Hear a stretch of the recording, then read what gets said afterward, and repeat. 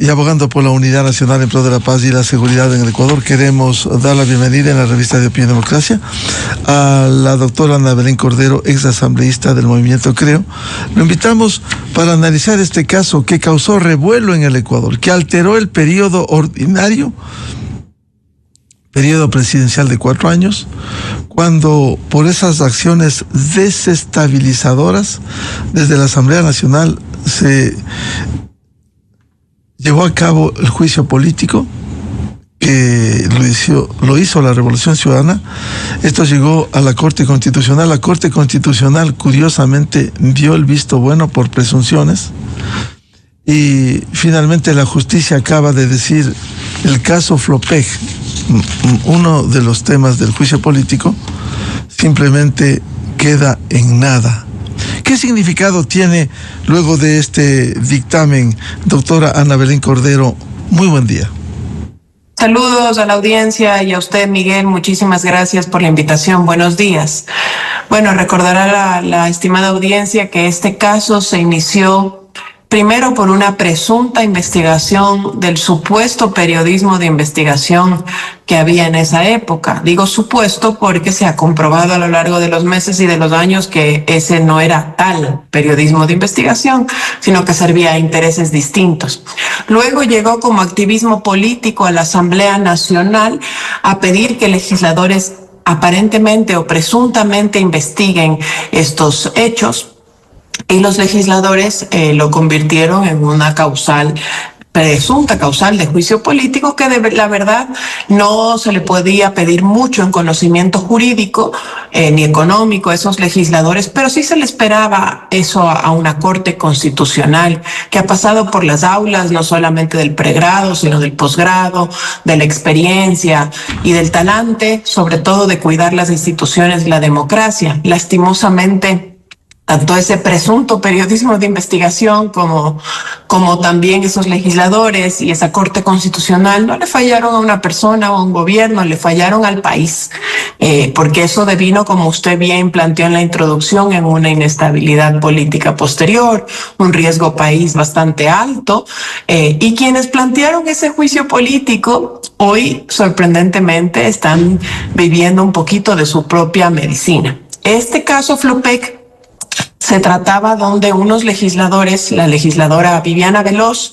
Mireya Pazmiño, el legislador Esteban Torres, entre otros, adujeron que el gobierno del expresidente Guillermo Lasso había cometido peculado por omisión. Primer hecho, que la figura del peculado por omisión no existe en el Código Orgánico Integral Penal, por un presunto contrato que habría suscrito el gobierno de Lenín Moreno, es decir, 3 años antes de que el presidente Lasso fuera presidente y asumiera el cargo, que hubiese generado un presunto perjuicio al Estado ecuatoriano. Revisando las cifras de las empresas públicas en el periodo del gobierno del expresidente Lasso, de hecho Flopec fue la única empresa superavitaria.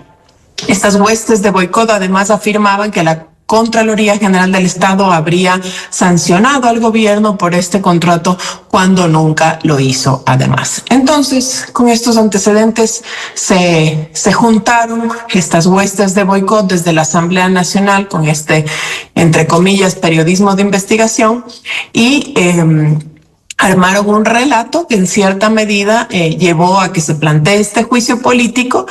Luego el presidente Lasso fue a la Asamblea Nacional, como no correspondía de otra manera, a defenderse y disolvió constitucionalmente la Asamblea Nacional. Hoy, 2 años más tarde, justo de ese discurso, la jueza de la Corte Nacional, Daniela Camacho, además la señora fiscal general del Estado, pidieron el archivo por no encontrar ningún indicio de responsabilidad ni del expresidente Lasso dentro de este caso, ni de ninguno de los exfuncionarios de gobierno.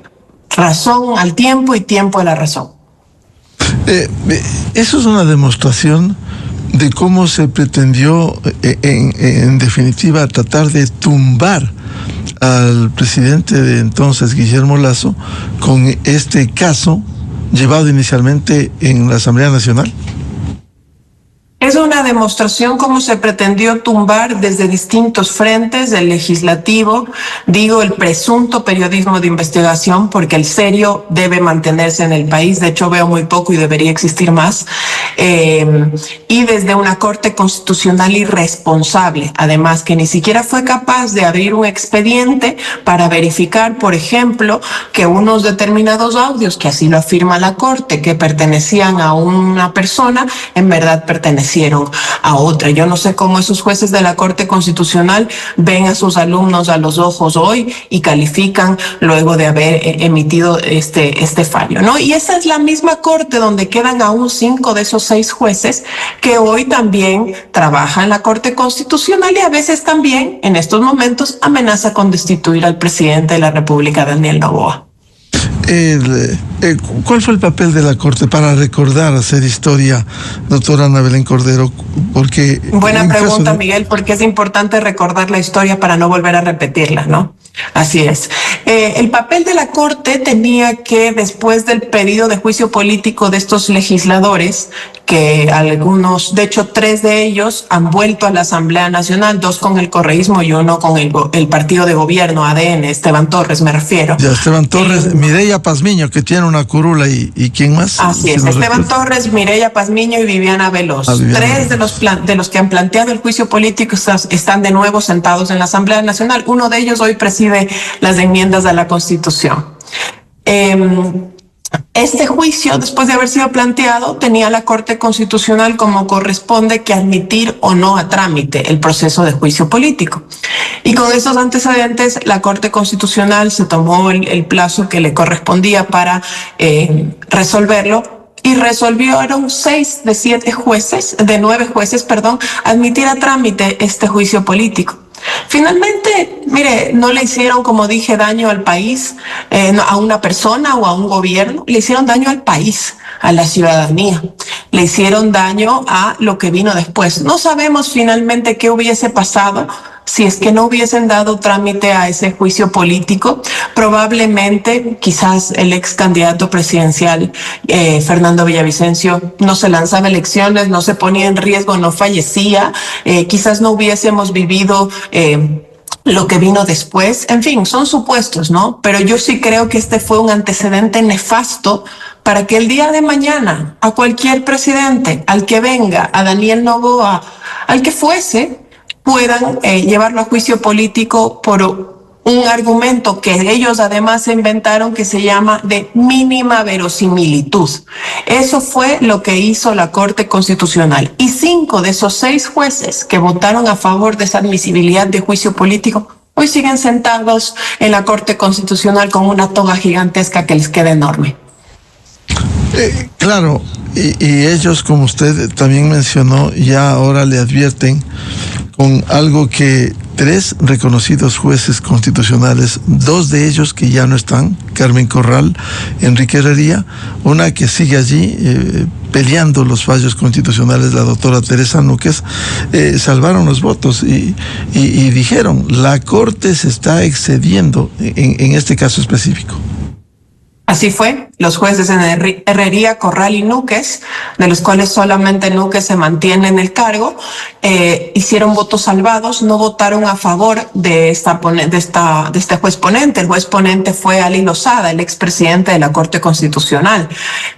Yo no sé qué dirán ahora sus maestros de aula, como Manuel Atienza y otros juristas de renombre donde él estudió, sobre la barbaridad que él hizo en la Corte y que sigue haciendo en la Corte Constitucional, porque no es la primera ocasión que la Corte Constitucional mete las patas. No en vano el gobierno está enviando además ahora una ley económica urgente para combatir el crimen organizado, dejando de lado a la Corte Constitucional por las barbaridades, porque ellos solamente legislan desde el aula, no legislan juzgan o sentencian o dictaminan desde el aula, desde la academia, sino no lo hacen desde la realidad, porque lastimosamente ellos no recorren las calles del país, no ven la batalla que dan los gobiernos y las autoridades contra el crimen organizado. Recuerdo mucho cómo teníamos que irles en cierta medida a persuadir, quizás a convencer con argumentos sobre la necesidad de tener, por ejemplo, estados de excepción. Y ahora que el gobierno del presidente Noboa tenga que rogarles para que mantengan los estados de excepción. ¡Qué vergüenza! ¡Qué vergüenza! Hay alguien a quien yo admiro mucho que solía decir: la realidad educa. El derecho está muy bien, hay que respetarlo, hay que basarse en los fundamentos del derecho, en los principios generales del derecho. Yo soy abogada y me he formado en la misma facultad que muchos de sus jueces, pero también la realidad educa y hay que irse a dar un bañito de realidad en las calles para conocer y para poder ajustar el derecho, que es muy respetado y nosotros lo hemos jurado así en nuestro código de ética, pero al mismo tiempo ajustarlo a las realidades que los ecuatorianos necesitan. Entonces, el mensaje de este juicio sobre el caso Flopec, sobre el archivo de este caso, además, conlleva la inocencia, no solo sobre el nombre, sino sobre la gestión del expresidente Guillermo Lasso, y además confirma que esas huestes de boicot, correístas algunas, otras del Partido Social Cristiano, que ya ahora se infiltró uno en el partido de gobierno. Yo hago un llamado a que el gobierno tenga mucho cuidado con la figura de Esteban Torres. Entiendo que por eso lo han dejado de lado de las autoridades y de las presidencias de comisiones y le han dado esta última como premio consuelo. Tengan mucho cuidado, porque quien traiciona una vez a su partido y a sus ideales lo vuelve a hacer. Bueno, y sobre la base de estos hechos sucedidos, el planteamiento de la Fiscalía General, la decisión de la jueza nacional, doctora Daniela Camacho, cerrado este caso, ¿quién repara luego de todos los sucesos que han ocurrido? Juicio político, dictamen de la Corte dando la anuencia al juicio político por mínima verosimilitud. ¿Quién repara esto? Esto queda allí, ya se cortó el periodo, muerte cruzada, se fueron a la Casa de Asamblea y presidente. ¿Quién repara esto? ¿Qué fue el motivo del juicio político? Interesante pregunta, Miguel. ¿Quién repara? Bueno, pues ahí debo ponerme la misma camisa que siempre llevo, que es la camisa de ex legisladora. Estas acciones fueron llevadas adelante, aunque irresponsablemente, dentro de si se quiere, de una inmunidad parlamentaria para poder fiscalizar al poder. Y cuando se usa la inmunidad parlamentaria para cosas buenas, porque también se lo hace, pero también para cosas erróneas, boicoteadoras, antijurídicas, antiéticas, como esta, también está revestida de inmunidad parlamentaria. Así que mal haría cualquier persona en denunciar a un ex legislador por este tipo de casos. En el caso de los jueces, a mi criterio, es mi criterio muy personal, yo no estoy hablando a nombre de nada ni de nadie, yo sí creo que pueden denunciarlos si se quiere o exponerlos por un error inexcusable frente a la legislación, a la normativa, sobre todo hemos detectado, como le dije desde hace mucho tiempo, un fallo muy puntual que fue el hecho de atribuirle un audio a una persona dentro del juicio político cuando le correspondía a otra. Y eso fue una de las motivaciones o una de las razones por el dictamen de la Corte Constitucional. Pero desde luego, como usted menciona, Miguel, que hay un daño enorme. Y como dije, no a una persona, no a un gobierno, a un país que devino en un riesgo país muy alto, en una inestabilidad política y demás, y que además acarrió luego un proceso de elecciones que trajo consecuencias en alguna medida y para ciertas personas positivas para el país y para otra unas consecuencias muy negativas. Si no, vaya y pregúntele a la familia de Fernando Villavicencio. Claro, a él lo inmolaron, lo asesinaron precisamente luego de la muerte cruzada. Ahora, ¿cuál ha sido el papel de los actores de este juicio? ¿Qué debieran decir los que plantearon las supuestas irregularidades en el caso Flopec? Bueno, primero deberían salir a dar la cara a sus votantes, ¿no? A los votantes de Bolívar, en el caso de Mireya Pazmiño, a los votantes de Santo Domingo, en el caso de Viviana Veloz, y a los votantes de Tungurahua, en el caso de Esteban Torres, a explicarles la barbaridad. Veía cómo el legislador Torres posteaba el día 17 de mayo, cuando lo dejaron fuera de todas las comisiones, como de alguna forma sintiéndose orgulloso de eso. Yo no sé quién de sus votantes, ni siquiera en Manabí, que aparentemente es una provincia ultracorreísta, podrían sentirse orgullosos de lo que él hizo. Peor en una provincia tan anticorreísta como es Tungurahua. Yo tuviera mucho cuidado de lo que hace el legislador Torres en ese sentido, en términos electorales, ¿no? ¿Qué deberían hacer? Bueno, voltearle la mirada a sus votantes y ver qué les dicen, qué se atreven a decir. Yo no sé hoy día con qué cara podrán intervenir en una comisión, podrán intervenir en el pleno, con qué cara, por ejemplo, la legisladora Veloz, que veo que ayer le han designado presidenta de la Comisión de la Niñez, y la legisladora Mireya Pazmiño, que también está metida en esa comisión, a todos lo han metido ahí mismo, a los amigos. ¿Cómo podrán decir que van a trabajar por y para los niños cuando esos niños que estaban siendo atendidos en la lucha contra la desnutrición crónica infantil, dicho sea de paso, en las dos provincias donde más desnutrición crónica infantil hay en el país es en la de ellas? ¿Cómo podrán decirles a esos niños o verles a esos niños a la cara cuando ese trabajo se paralizó? ¿Cómo podrán decirles a sus votantes y en general a la ciudadanía y al país cómo ellas fueron parte de un boicot político? Porque no se trató solamente del juicio político. Ayer recordaba, estimado Miguel y audiencia, empezaron con los papeles de Pandora. Y la Contraloría General del Estado hizo un examen especial al patrimonio del presidente Lasso y recomendó finalmente que no existía ningún tipo de irregularidad.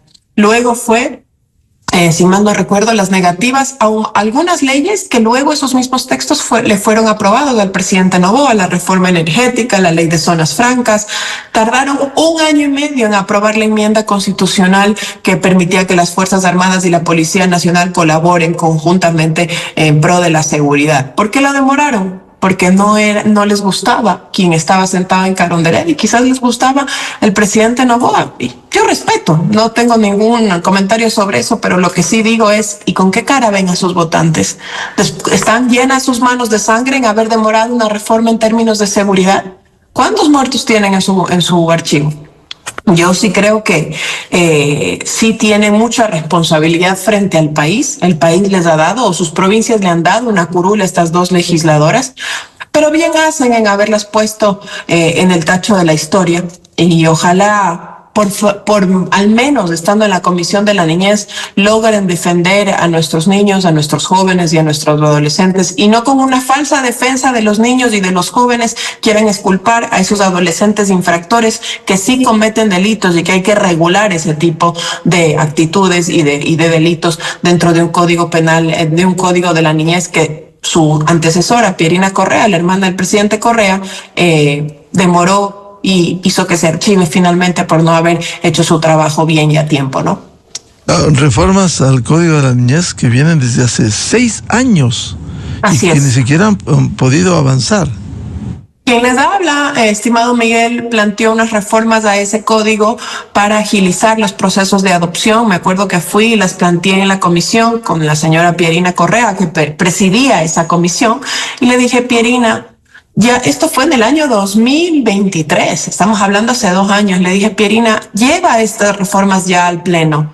Llevas con esto, en ese entonces llevaba con ella ya casi 3 años con estas reformas. Llévalas ya, apruébalas, ponlas en vigencia, evaluemos su tratamiento, su trabajo. Y tuvo que esperar hasta el último día de sesión de esta Asamblea Nacional, hasta el último momento, a la última hora, para pretender que se apruebe, cuando a la Revolución Ciudadana no le aprobaba ni un vaso de agua, nada, nadie, nunca. Y eligieron que sea ella la vocera, cuando pudo haber sido quizás un vocero más de consensos, podría haber sido el legislador Jorge Peñafiel o algún otro, pero se lo dieron a ella para que con gusto le nieguen cualquier reforma, que también había errores muy técnicos en ese Copina. Y ella perdón la palabra, se tragó ese documento durante 4 o 5 años y no logró que se apruebe. No en vano estaban molestos organismos internacionales. Ahora, de las lecciones que deja este archivamiento del juicio por el caso Flopec, ¿qué lecciones debiera dejar a la Corte Constitucional? Como sigue vigente la muerte cruzada mientras no cambie esa figura que aprobaron en la Constitución de Montecristi, si mañana en este gobierno, en cualquier régimen, mientras no cambie la Constitución, si se usara la muerte cruzada, la Corte cree que debiera dar paso estamos haciendo una especulación a futuro, por mínima verosimilitud, como aprobó ese juicio malhadado que no ha tenido sustento según la justicia ecuatoriana?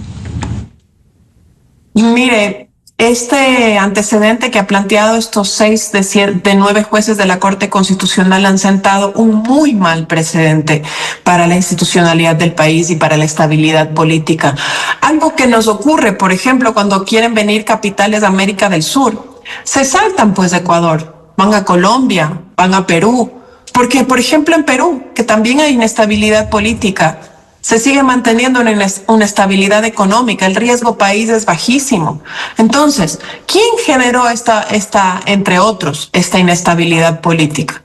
La Corte Constitucional. Sí, los asambleístas andaban intentando meterse hasta por la ventana o por la puerta trasera a Carondelet, pero quien tenía que haber frenado, quien tuvo que haber sido esa punta de lanza de la defensa de la institucionalidad, era la Corte Constitucional. No en vano está en una constitución el hecho de decir vamos a la Corte Constitucional a solicitar una admisibilidad. Y como estos juececitos que les encanta solamente estar en la academia y no en la realidad, decían no queremos que utilicen la Corte Constitucional para temas políticos. Pues ahí estaba, señores, la oportunidad de oro para que ustedes puedan decirle a los ecuatorianos basta de politiquería, basta de inestabilidad, vamos a frenar este proceso. Pero no, se lavaron las manos, no abrieron el expediente siquiera para decir, incluso, como dije hace un momento, este audio le corresponde a esta persona y no a otra, y solamente se adhirieron a la ponencia principal de Ali Lozada, cuando pudieron uno de esos 6 jueces haber hecho la diferencia. Y hoy están pasando vergüenza ante sus estudiantes, ante sus compañeros docentes, en la iniciativa privada, si es que están trabajando en algún estudio jurídico, no lo sé, desconozco, están pasando mucha vergüenza. Yo no sé cómo pueden volver a ver a sus estudiantes a la cara, como dije hace un momento, después de esta vergüenza jurídica. No sé cómo sus profesores de sus doctorados, de sus maestrías, porque en vano tanto título si no lo pueden aplicar en la práctica, pueden explicarles a estos profesores, Manuel Atienza, entre otros, Juan Antonio García Amado, lo que hicieron o lo que le hicieron, no a Guillermo Lasso, no a su gobierno, sino al país en ese marzo de 2023. Claro, lo que usted dice, doctora Belén Cordero, importante, porque algunos que ejercen la cátedra o han ejercido la cátedra, que muchos de ellos nunca litigaron ni una pelea de nada, o sea, nunca han tenido experiencia en eso. Ahora, si se paran en un aula y les preguntan su opinión sobre el caso Flopec, que ustedes dieron paso, insisto, por mínima verosimilitud. ¿Qué piensa, doctor X, Y o Z de esto frente al fallo que ustedes dieron anuencia al juicio político y terminó con la muerte cruzada, terminó cortado un periodo? Es que no me queda la menor duda que un estudiante de la Universidad de San Francisco, de la Universidad de las Américas, de la Universidad de Espíritu Santo, donde trabajan estos jueces, va en las aulas de clase, en la carrera de la licenciatura en Derecho o en un posgrado en Derecho Constitucional, a decirles, señores jueces, acaba de salir, no una jueza de bolsillo que a veces saben llamarles de un cantón pequeño donde a veces se tramitan estas acciones constitucionales ad hoc, sino una jueza de la Corte Constitucional, de la Corte Nacional de Justicia, la jueza Daniela Camacho, que ha llevado adelante varios procesos, y que la señora Fiscal General del Estado, con amplia experiencia además y con amplio respeto de parte de la sociedad ecuatoriana y sobre todo de la sociedad jurídica también, han pedido el archivo porque no encontraron ningún antecedente. Y que archivaron este proceso y que encontraron, no digo inocentes porque ninguno era culpable, no han habido cargos contra nadie. Y sobre ese caso, ¿qué le van a explicar? Yo estoy segura que habrán estudiantes de esas aulas que le dirán a estos jueces, ¿cómo usted me explica que dio paso a un juicio político y que eso conllevó a una disolución de la Asamblea Nacional y eso llevó a elecciones anticipadas, a que el legislativo no esté sesionando durante 6 meses, a que se paralice no solo la producción legislativa, es lo de menos, la inversión en un país y demás, y todas las consecuencias o las externalidades negativas que llevó eso al país? ¿Cómo le explica o cómo le va a explicar a estos jueces, que también son profesores en estas universidades a sus alumnos sobre este fallo, ¿no? O que algunos por comodidad decidieron solamente adherirse a la postura de Alí Lozada. Y como dije hace un momento, no es el único daño que le han hecho al país. Recordemos que ellos también hicieron el fallo de la mona estrellita, hicieron el fallo de el matrimonio igualitario, agarrando un caso concreto y lo llevaron a la realidad. El fallo también del aborto por violación, que la Asamblea Nacional, ellos sí con legitimidad, porque fuimos elegidos en las urnas, legislamos con unos requisitos específicos y a la Corte Constitucional no le gustó esa legislación y hoy se dio de baja la legislación que nosotros aprobamos en el 2022 y ahora quiere dar paso a un aborto amplio y libre. Y también está tratando el caso de la niñez trans, que yo levanté la voz durante mi última campaña a la Asamblea Nacional para permitir que los niños y los menores de edad puedan recibir cirugías de cambio de sexo y tratamientos de hormonización. Esa es la Corte Constitucional que tiene el Ecuador en estos momentos y con esa Corte Constitucional lastimosamente tiene que lidiar hoy el presidente Daniel Noboa. Bueno, para el registro histórico, la Corte Constitucional está integrada por los jueces constitucionales Alí Lozada Prado, Carla Andrade Quevedo, Alejandra Cárdenas Reyes, Joel Escudero Solís, Ricardo Ortiz, la doctora Teresa Núquez Martínez, que ha salvado mucho sus votos, y los nuevos, veamos el desempeño de los nuevos, doctora Claudia Salgado, doctor José Terán y doctor Jorge Benavides, porque esto no solo es cuestión de títulos, de maestrías, de posgrados, de doctorados, sino de acciones concretas. A los jueces se los juzga por sus fallos. Bien, a la doctora Ana Belén Cordero, ex asambleísta del Movimiento Creo, muchas gracias por hacer recuento del caso Flopec, que ha quedado en nada y que le llevó a la casa al presidente Lasso y a los legisladores de esa época. Muy amable, Ana Belén. Gracias, Miguel. Saludo a la audiencia. Buenos días. Muchas gracias. 7:10 en el territorio continental ecuatoriano, buscando la verdad. Vamos a una pausa publicitaria y ya volvemos. Un análisis político y social sobre las prioridades que debe tener el mandato del presidente Daniel Noboa, de 4 años, que iniciará este sábado 24 de mayo. Invitados, el doctor César Febres Cordero, catedrático y politólogo, y el sociólogo Juan Cubi. Desde 1984 con Gonzalo Rosero, la revista de opinión Democracia. Siempre líderes, siempre confiables. Enseguida regresa Miguel Rivadeneira a la búsqueda de la verdad. Inicio de espacio promocional y publicitario. Hola, soy Alfonso Espinosa de los Monteros. Los temporales, los deslaves han sido muy duros, pero créanme que de esta salimos. A todos los comercios y negocios van a salir de esto, se los garantizo, porque Banco del Pacífico tiene un crédito con la mejor tasa.